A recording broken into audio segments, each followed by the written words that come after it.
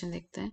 If two positive integers a and b are written as a equal to x cube y square and b equal to x y cube, where x and y are prime numbers, then find the HCF of AB.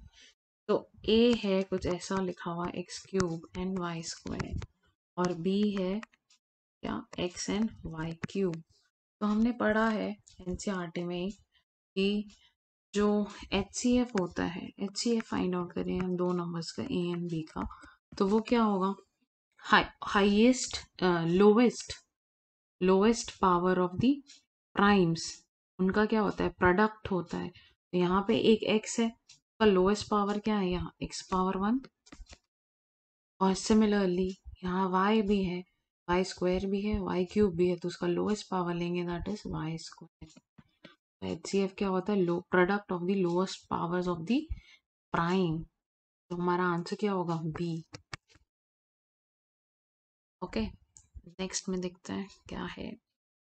So if two positive integers p and q are expressed p equal to ab square and q equal to a cube b, where a and b are the prime numbers, then LCM of p and q.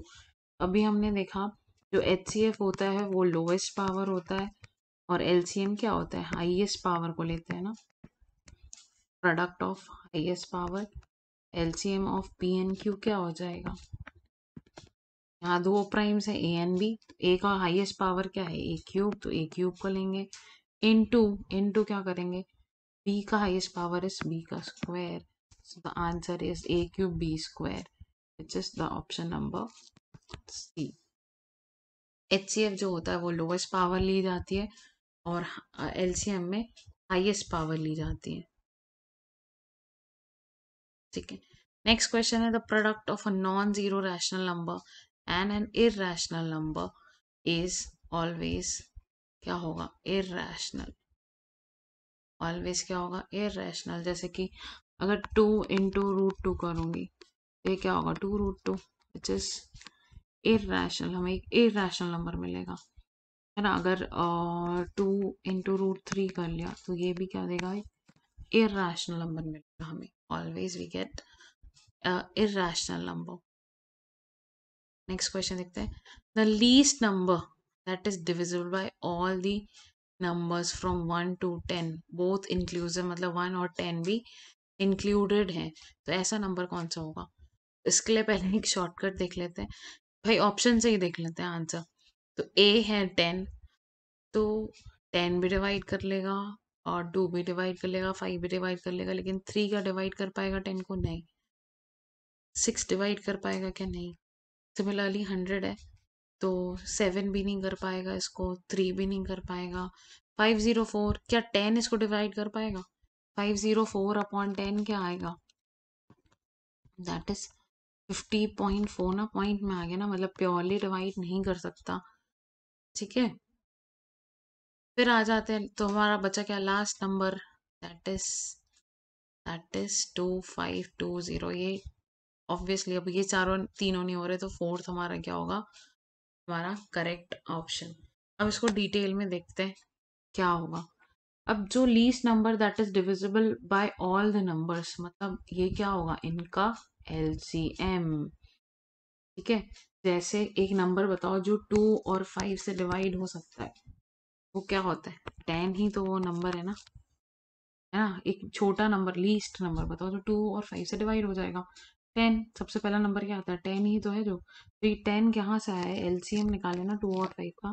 Suppose 2 और 3 है, तो 2 और 3 से जो divide हो तो वो कौन सा सबसे छोटा नंबर 6 होगा ना, कि 6 ही 2 से डिवाइड होगा और 3 से भी डिवाइड होगा, तो ये क्या ले रहे हैं, इनका LCM ले रहे.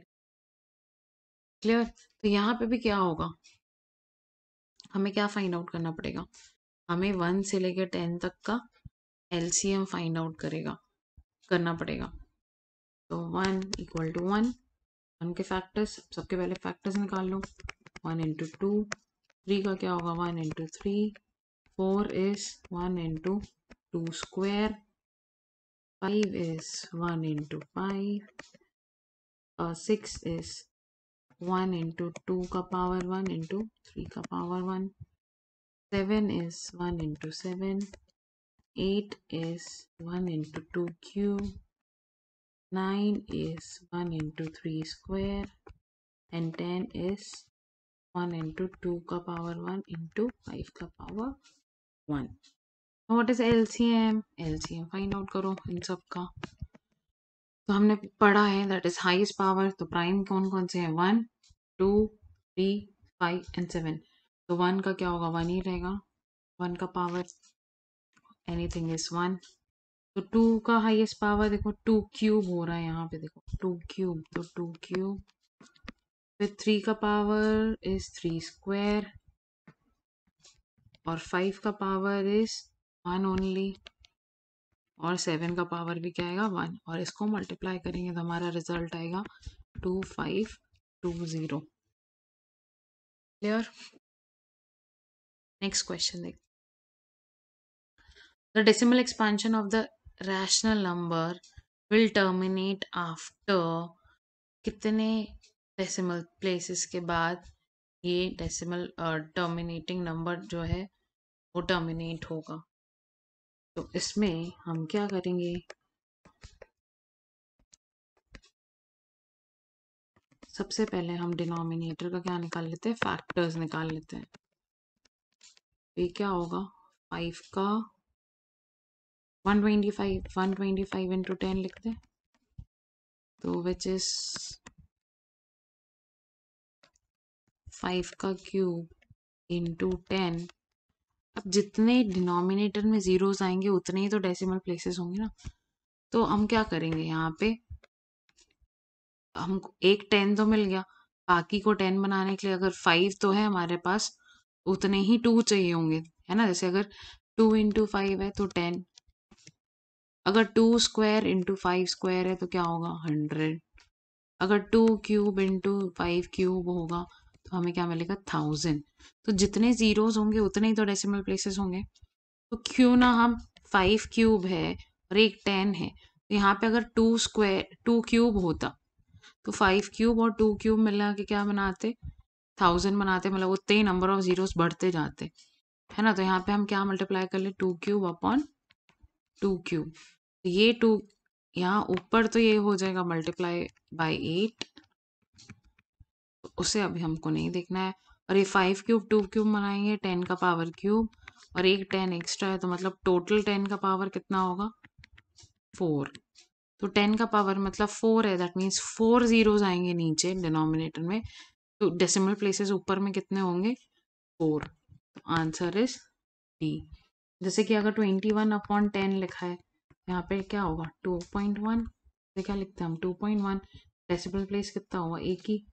वैसे ही अगर यहाँ पे 4 है, डेसिमल प्लेसेस कितने होंगे? 4. Option is correct. Option is D. Now let's see the question number 1. Sample question है ये. तो the decimal expansion same question है. विल बी क्या होगा? 33 अपॉन 2 स्क्वायर डॉट 5. तो एक 2 और 5 को मिला के तो 10 बन गया. बचा एक 2 और, जिसको 10 बनाने के लिए हमको क्या करना पड़ेगा? 5 अपॉन 5 से मल्टीप्लाई. तो ऊपर बन गया 33 इंटू 5 और नीचे क्या आएगा? 10 का स्क्वायर. तो स्क्वायर मतलब 2 decimal places. Answer is B.